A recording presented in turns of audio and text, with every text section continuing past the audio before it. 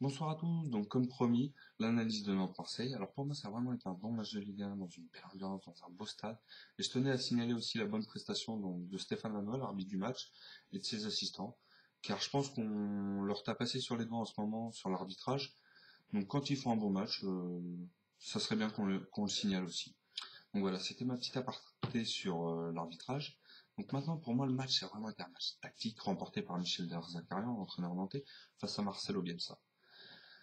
Je vais m'expliquer, car je pense que, en fait, l'erreur de Marcelo Bielsa, c'est de communiquer sa compo d'équipe en conférence de presse. Après, ça reste mon point de vue. Car l'entraîneur adverse, là, Michel Zakarian, a eu le temps de préparer, donc, lors du dernier entraînement, son équipe. Et là, il nous a sorti un 4-4-2 avec Gakpé et Odell que personne ne s'attendait. Même Marcelo Bielsa qui a été obligé de, juste avant le match, réajuster son équipe en faisant descendre Romao en défense.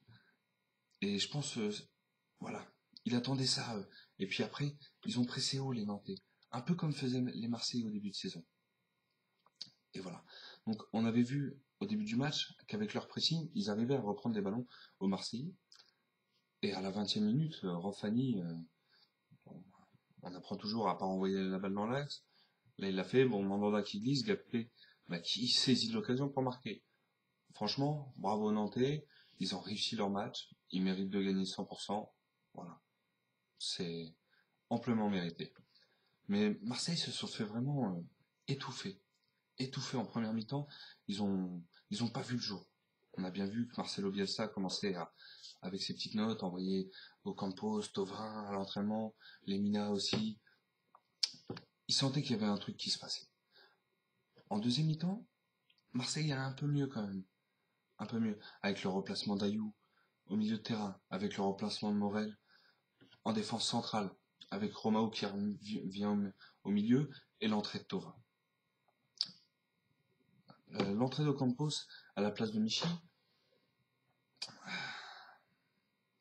voilà, au Campos on l'a pas beaucoup vu.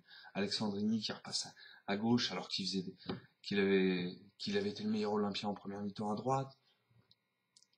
Voilà, je pense que Marcelo Bielsa a perdu son match tactique. Voilà, c'est pas lui qui a perdu son match, c'est plutôt Michel Larzakarian qui l'a gagné. Après, en fin de match, on voyait Marseille qui poussait. Mais je pense que grâce à leur public, les Nantais ont pu se surpasser et gagner ce match. Donc franchement, j'ai vu un beau match et bravo aux Nantais. Mais j'aurais un petit regret, c'est les Nantais, c'est la première fois que j'ai rejoué de la saison comme ça. C'est ça le problème.